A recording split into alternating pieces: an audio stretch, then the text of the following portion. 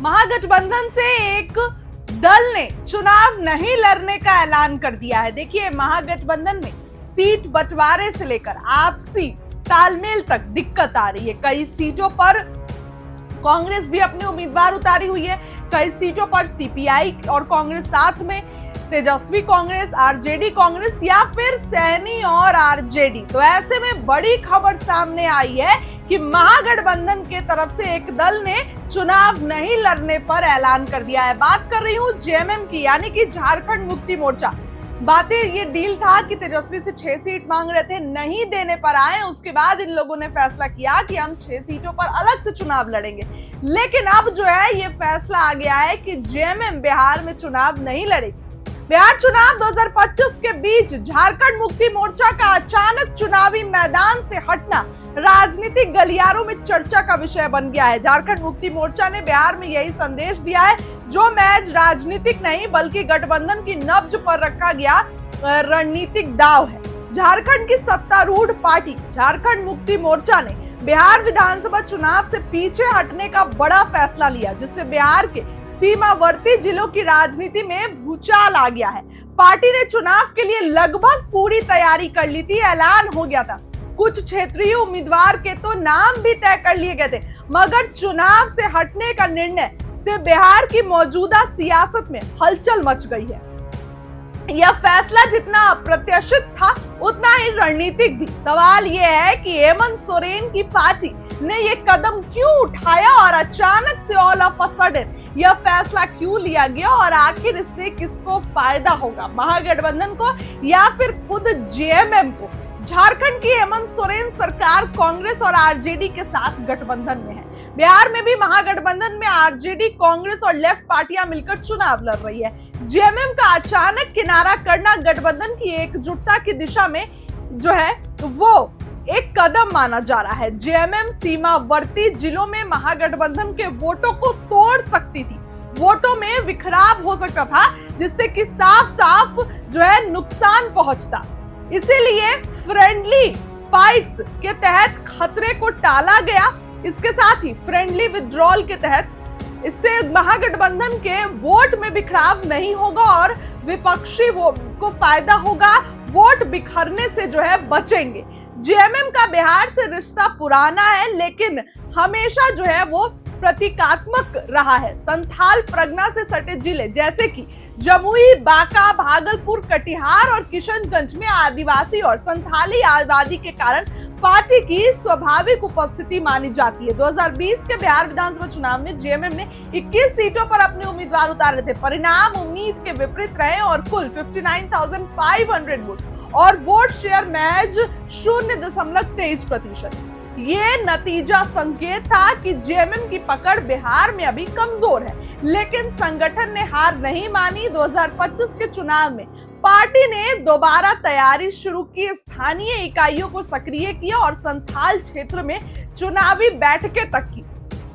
ऐसे में अचानक चुनाव से हटना ये दर्शाता है कि यह फैसला केवल स्थानीय समीकरणों पर आधारित नहीं था, इसमें राष्ट्रीय और गठबंधन की राजनीति की परतें जुड़ी थी। बताऊं आपको कि झारखंड की राजनीति में हेमंत सोरेन फिलहाल कई चुनौतियों का सामना कर रहे हैं, जिसमें ईडी की 5 और अपने राजनीतिक विरोधियों से के टकराव शामिल है। ऐसे में बिहार चुनाव के बजाय वो झारखंड की राजनीति पर फोकस करना चाहते हैं। जेएमएम ने बिहार में प्रतीकात्मक उपस्थिति से फैसला लेते हुए सीधे तौर पर महागठबंधन के लिए नुकसानदेह स्थिति से बचना चुना है। बिहार में अगर जेएमएम मैदान में रहती तो वह राजद या कांग्रेस के वोट बैंक में सीधे सीधे बिखराव करती। इससे महागठबंधन के वोटों में बिखराव होता और एनडीए यानी कि भाजपा और जदयू गठबंधन को सीधे सीधे फायदा मिलता। इसलिए यह कहा जा सकता है कि जेएमएम का पीछे हटना फ्रेंडली विड्रॉल की एक सदी हुई चाल थी, जहां नुकसान नहीं बल्कि भरोसे का निर्णय लिया गया। हेमंत जानते थे कि अगर वे बिहार में उतरते हैं तो यह न केवल झारखंड की राजनीति पे फोकस डाइवर्जन होगा, बल्कि विपक्ष के लिए भी नया हमला बिंदु बनेगा। इसलिए उन्होंने बिहार के बजाय अपने राज्य में डैमेज कंट्रोल की प्राथमिकता दी और बिहार में गठबंधन के लिए साइलेंट सपोर्ट का रास्ता जो है वो चुना। जेएमएम के पीछे हटने से सबसे बड़ा राजनीतिक लाभ महागठबंधन को हुआ है। आरजेडी, कांग्रेस और वाम दल पहले से ही सीटों के बंटवारे और आपसी खींचतान में उलझे हुए थे।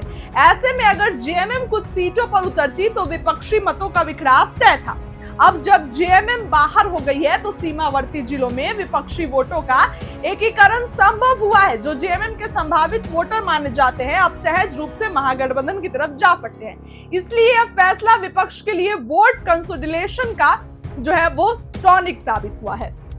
जिस तरीके से हेमंत सोरेन ने यह फैसला लिया, कहीं ना कहीं यह फैसला जो है वो महागठबंधन के लिए अच्छा साबित होगा, तेजस्वी के लिए भी, कांग्रेस के लिए भी। इस खबर के लिए इतना ही। बहुत बहुत देखिए, एक मिनट। जैसा इन्होंने कहा कि कोई एमएलए मुख्यमंत्री और सरकार बनाने की बात नहीं है, बल्कि हम लोगों को बिहार बनाने का काम करना है और हम लोग नए सोच के हैं, नया बिहार बनाना है। पढ़ाई, दवाई, कमाई, सिंचाई, सुनवाई और कार्रवाई वाली सरकार हो। एक ऐसा बिहार बनाए जो पलायन मुक्त हो, बेरोजगारी जो है जड़ से समाप्त हो, महंगाई गरीबी खत्म हो, कारखाने लगे, निवेश आए, उद्योग आए, शिक्षा चिकित्सा व्यवस्था जो है बेहतर हो। और मुझे बड़ी खुशी है कि हम सब लोग नौजवान मिलकर के, आप ये भी जानते होंगे, हम भी, हमारी तो लड़ाई रही है कि भाई बेरोजगारी को जड़ से समाप्त किया जाए। 17 महीने 5 लाख नौकरी दिया गया, 3.5 लाख नौकरी प्रक्रियाधीन कराया गया, 4.5 लाख नियोजित शिक्षकों को राजकीय कर्मी का दर्जा दिया गया। अब हम लोगों का एक सपना है कि बिहार से बेरोजगारी खत्म हो। और हमने जैसा आप सब लोगों के सामने कहा है कि हमारा संकल्प है, हमारा प्रण है, और हमने लोगों से वादा किया है और हमने पहले भी कहा है, तेजस्वी की उम्र कच्ची हो सकती है पर जुबान पक्की है। जो कहा है वो किया है, जो कह रहे हैं वो करेंगे। और हम सब लोग मिलकर के नया सरकार तो बनाएंगे ही बनाएंगे।